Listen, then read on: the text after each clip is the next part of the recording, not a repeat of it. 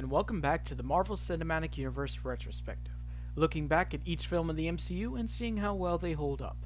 Last time, we saw the debut of the God of Thunder himself, Thor, a decent, albeit slightly unbalanced outing. Today, we see the actual start of Marvel's grand universe, both in the comics and the MCU's timeline, with Captain America, the First Avenger. Captain America has a rich history in the comic book world, mainly because he's one of the oldest heroes in the medium. He first appeared in his own series back in 1941, back when Marvel was Timely Comics. Created by Joe Simon and Jack Kirby, the character was used as propaganda during World War II, enticing young readers to fight for good and encourage young men to enlist in the army. The cover of his first issue even had him decking Hitler, so as you could see, there were very subtle themes. Cap was an instant success and carried Timely Comics through the war alongside other heroes like Miss America and an early version of the Human Torch. After the war, Cap struggled to stay relevant in the public eye. When Timely was rebranded to Atlas Comics, they experimented with the character in different genres like mystery and horror. They even tried to recapture their propaganda power during the Red Scare. However, with the help of Stan Lee, he and Kirby rebooted the character under Marvel Comics and brought him into the world of their other heroes. It should be noted that although Captain America is one of the significant characters that Stan didn't create, he did have a significant hand in modernizing the character. He became a man out of time, frozen at the end of the war, being found in the 60s. They kept his origin and found a clever way to retcon his experimental phase. This template gave us the version of Captain America we know today. Because Captain America was one of Marvel's first heroes, he was among the first to be adapted for other media. The first attempt came from a 1944 film serial starring Dick Purcell. It was very loosely based on the comic, with this version of Cap having no superpowers or special shield. He was just a man in a suit with a gun.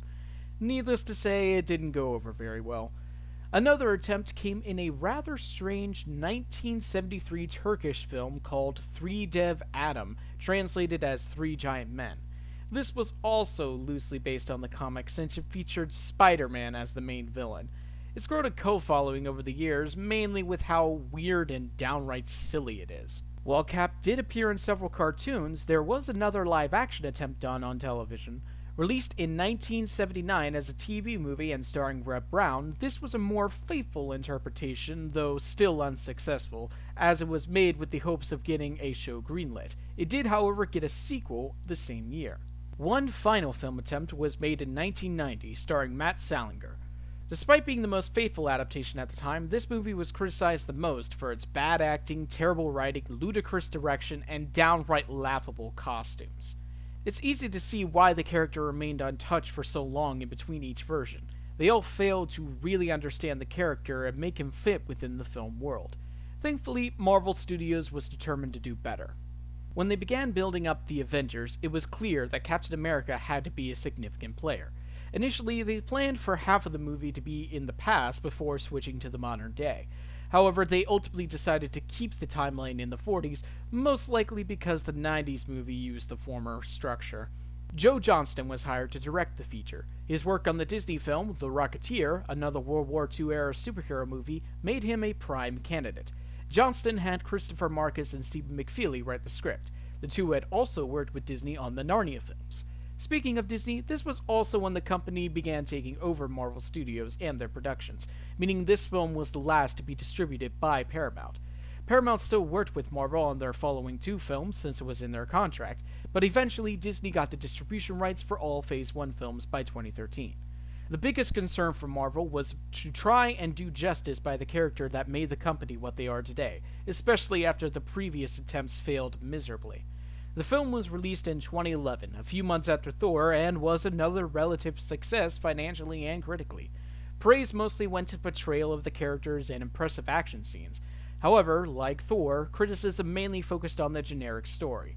Despite this, the character continues to be one of the most popular of the original Avengers lineup, even on par with Iron Man. So does his first story in the MCU still hold water? I absolutely think it does. Let me show you why this is my favorite of the MCU. The film opens in the present, with scientists discovering a mysterious ship in the Arctic and something else buried with it. This parallels the openings for Iron Man and Thor. However, their opening set up the transition into the hero's origin when shifting acts. Here, the opening foreshadows the climax and sets up the timeline being vastly different from its predecessors. Speaking of, we cut to the year 1942 in a town in Norway, where German Nazi soldiers are invading. Specifically, the Nazis' Deep Science Division Hydra, led by Johann Schmidt, played by Hugo Weaving. Schmidt and his men invade the town church and interrogate the caretaker, played by David Bradley, on the location of a special artifact called the Tesseract, which is thankfully not a MacGuffin. The reveal of the Tesseract is a beautiful moment of symbolism. It's hidden in a carving of the Norse Tree of the World, a great connection to Thor. However, I've also noted some biblical imagery displayed here. The specific compartment that holds the Tesseract is in a root designed like a snake. It made me think. The tree represents Eden, the snake is the serpent that tempted Eve, and the Tesseract is the forbidden fruit. I could be reading too much into it, but it's something that always sticks with me when I watch this movie. Anyway, the caretaker warns Schmidt that he does not know the full power of what he has, and that Schmidt will burn. Schmidt says that he already has, and kills him. This whole scene is just a great introduction to Schmidt as the main villain. He's definitely evil, I mean, he is a Nazi, but Schmidt has a sense of honor and respect for his enemies. We wouldn't see another villain like this until Thanos, so seeing him all the way back in 2011 is nice and feels refreshing. We cut to New York, where a young and skinny Steve Rogers, played by Chris Evans, makes his 5th attempt at enlisting in the army. For a movie that is a decade old now, the CG here still looks really good. I know some people can't picture a tiny and skinny Chris Evans, but I remember this effect completely fooling me when I saw it at 13. It may not work in every shot, but it's only for the first third, so it's not very long. Anyway, Steve is again rejected because of his stature and underlying medical conditions. This particularly upsets Steve because of his now deceased parents, who both served in their respective duties. He can't do the same to honor their memory. A good example of why Steve is such a great character is in the very next scene. At a movie theater, a heckler complains while a propaganda ad is playing, and Steve tells him to shut up. The heckler beats him up in the back alley, but despite Steve not standing a chance, he pushes on, saying his now iconic phrase, "I can do this all day." Thankfully, it doesn't take all day for Steve's best friend, James Buchanan Barnes, aka Bucky, played by Sebastian Stan, to step in and help. He tells Steve he's been assigned to the 107th Division, where Steve's father was when he died, and that tonight is his last night free. While he is upset he cannot join Bucky, he puts on a brave face as the two go on a double date with Clara Oswald and some other chick to the World's Fair. There they see a demonstration by a young Howard Stark, played in this film by Dominic Cooper. This is the best look we get into Howard as a character in the MCU, and they nail him here. Tony is definitely a chip off the old block. Howard is a brilliant scientist, a persistent womanizer, but in the end a good friend to those around him. While at the fair, Steve sees another enlistment center and decides to try his luck one more time. Despite Bucky's reservations, Steve is determined to try because he feels he has the right. Their conversation is heard by Dr. Abraham Erskine, played by Stanley Tucci, a German scientist working for the Strategic Scientific Reserve and oversees his enlistment personally. He asks Steve why he wants to fight, and his response is wonderful. He doesn't like bullies, no matter who they are. Steve isn't after glory or fame. He just wants to do the right thing. Erskine signs him up for his super soldier program, believing that having a little guy mixed in with the big guys could help them. The program has Steve and other soldiers working under the SSR with Agent Peggy Carter, played by Haley Atwell, and Colonel Phillips, played by Tommy Lee Jones. Both establish themselves as forces to be reckoned with in their own ways. We see Steve struggle to complete the regiments that the other men had to breeze through easily through a training montage. However, one moment does make him shine above the rest. The men are challenged to grab a flag, to which each fight each other, trying to climb up the pole. Steve instead dismantles the pole from the bottom and picks the flag off the ground. A great example of mind over matter. However, it is nothing compared to my favorite scene. Phillips is unconvinced that Steve could even be considered to become the first super soldier. Still, Erskine is firm that his heart is what makes him the perfect subject. Philip uses a dummy grenade to test that. While the other men run away, Steve immediately jumps in to cover the explosion. This reaffirms Erskine's choice. Steve is the guy who will jump headfirst into danger no matter what. That's why I love this character so much. Meanwhile, Schmidt and his top scientist, Dr. Arnim Zola, played by Toby Jones, begin to harness the power of the Tesseract and weaponize it. The night before Steve is to be given the serum, he and Erskine have a heart-to-heart. Steve asks why he chose him and what led to the whole super soldier program, and Erskine explains that he was forced to work for Hitler and alongside Schmidt when the war started. He reveals that Schmidt's fascination with myths and legends led him to madness, believing there is a special power that only a superior man can unlock. Schmidt used a prototype of the serum on himself. While he did become strong, it also had horrific side effects, alluding to the burning earlier. Erskine explains that it was Schmidt's obsession and evil nature that made him a monster. He believes that a man born without strength knows its value and will use his heart when it counts. Essentially, he believes Steve is not a good soldier, but a good man, and that is what matters. The next day, Steve is led to the laboratory where he will receive the injection. Both Erskine and Howard Stark administer the serum and subject Steve to Vita rays, accelerating his cell growth. Although it is painful, Steve makes it through and emerges taller and buffer, so buff that Haley Atwell almost broke character because she wanted to cop a feel of his pecs. However, the celebration is short-lived as a disguised Hydra assassin, played by Richard Armitage, steals the remaining vial of serum and kills Erskine. As he makes an escape, Steve and Peggy chase after him, with only Steve managing to keep up on foot. This scene is just a great showcase of Steve's new abilities, presenting him with enhanced endurance and agility. He catches up to the assassin, but before he can ask any questions, the assassin breaks the vial and swallows a cyanide pill. His last words uttered are the mantra of Hydra. Cut off one head, 2 more shall take its place. Hail Hydra. This lets both Steve and the audience in on what's really going on. Hydra and Schmidt are bigger than the Nazis in terms of threat here. Plus, the use of the Greek creature Hydra and its ability to grow multiple heads is just a fascinating idea for a radical cult, all the way down to their salute. This is exemplified in the next scene where Schmidt uses his new weapon to kill 3 generals. He declares Hydra to be outside the Nazis and defects. Meanwhile, the SSR is reassigned to the front lines while Steve is seen as a failed experiment. However, a senator does see potential in Steve, just not the kind he was looking for. Steve is made into a fictionalized Captain America used in propaganda shows to sell bonds to supply the army with weapons. He becomes such a popular character he's not only appearing in movies but also in comic books. This is a great commentary on the propaganda used at the time and just meta for Marvel to acknowledge their origins and involvement with said propaganda. The big tour eventually leads him to an army encampment in Italy. The soldiers are less than amused by his demeanor. He meets Peggy again, and she informs him that the 107th was attacked and most were captured or killed. Steve decides to launch a rescue mission against Phillips's wishes to save Bucky. With Peggy and Howard's help, he frees other soldiers, including Dum Dum Dugan, played by Neil McDonough, Gabe Jones, played by Derek Luke, Jim Morita, played by Kenneth Choi, James Montgomery Falsworth, played by J.J. Field, and Jacques Denier, played by Bruno Ricci. Schmidt and Zola discover Steve on their base and set it to self-destruct. Steve and Bucky make a run for it, but not before confronting Schmidt, and the two show their equal powers. However, Schmidt goes a step further, removing the skin on his head as a mask, revealing his true form, the Red Skull. People have often complained about the look of the skull, but I personally like it. It takes a simplistic design to resemble his original comic look, while still looking like an actual skull.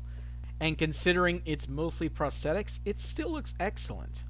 Both parties escape with their lives. Steve's actions make him an official captain, even being honored with a Medal of Valor, which he does not show up for. This is good though, because it gives us a Stan Lee and Red Brown cameo. Steve recruits the men mentioned earlier along with Bucky as part of his personal team, the Howling Commandos. Unlike the Warriors 3 and Thor, I find these guys more memorable.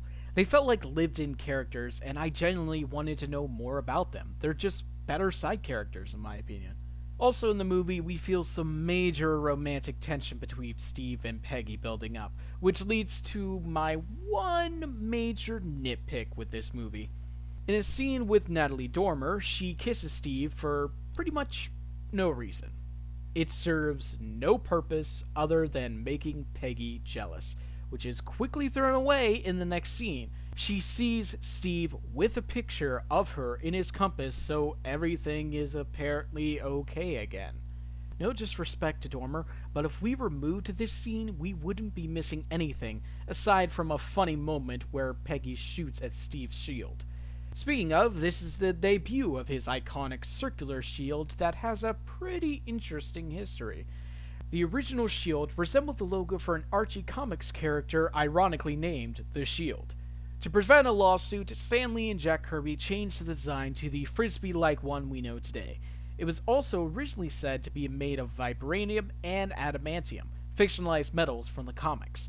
Adamantium is the metal in Wolverine's claws, and vibranium makes up Black Panther's suit and weapons. There actually was an attempt at making an X-Men connection with a Wolverine and Magneto cameo from this time period, but for obvious reasons it never happened. They did at least keep the vibranium, making it a nice setup for Black Panther's debut in Civil War. Through another montage, Steve and the Howling Commandos take down various Hydra bases.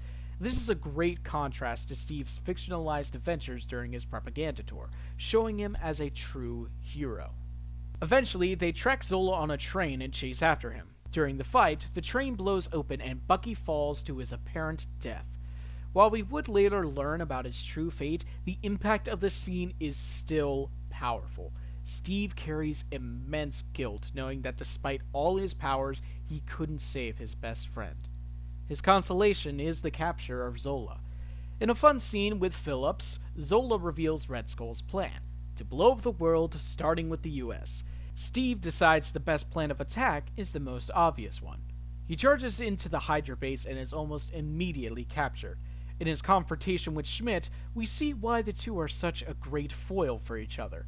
Steve isn't after power or glory. He does what is right simply because he has to. Schmidt is all about glory and power and doesn't care who gets in his way. The Howling Commandos and 107, led by Phillips, attack the base, surprising Schmidt, who makes a hasty retreat to his ship powered by the Tesseract. Steve chases after him with some help from Phillips and Peggy.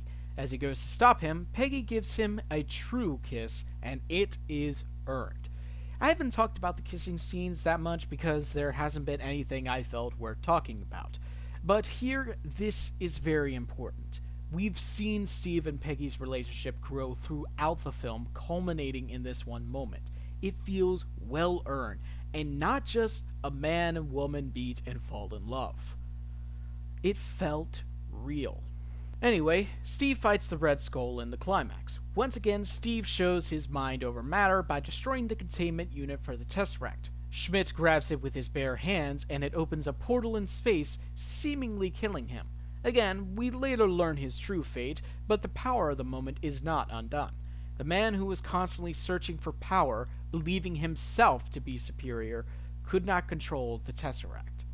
Steve contacts Peggy and says the ship is on a crash course. He tells her he has to land it in the frozen water despite her pleas to prevent him from hitting a populated area. They make a rain check on that dance they've been alluding to the whole movie, and he crashes, presumed dead. Howard tirelessly searches for him, but only finds the Tesseract. Steve's efforts do not go unnoticed as his contributions helped the US win the war and inspire a new generation. However, we're not quite done. Steve wakes up in what appears to be an SSR base in his time. But when he hears the radio playing an old game he was at, he escapes and makes a run out to discover present-day New York in Times Square. Fury appears and explains the situation. Cap had been frozen and perfectly preserved for nearly 70 years. Steve is heartbroken learning this, knowing everything he has missed. The post-credit scene is taken directly from the Avengers, with Fury recruiting Steve, followed by an official teaser. And so, the first Avengers' first adventure ends. I adored this movie when it first came out. It made a character I thought to be incredibly cheesy, so likable and fun. Plus, this is where I really fell in love with Marvel. I enjoyed the previous films up to that point, but this is what sold me on the MCU. Now I love this movie even more. It's a perfect homage to the golden age of comics. It's one of my all-time favorites. The sequels are fantastic, don't get me wrong, but there will always be a special place for this movie in my heart. There are so many things about this movie I haven't even talked about, but if I did, we'd be here all day. And unlike Steve, I can't do that. With their last heroes set up, the crossover was all but ready to go. Join me next time when we take a look at the Avengers and see if the MCU's significant milestone is still as good as we remember. Until then, if you want to keep up with my videos, then be sure to subscribe and hit the notification bell. Feel free to hit the like button and share it with your friends if you enjoyed the video. Stay safe, and I'll see you next time.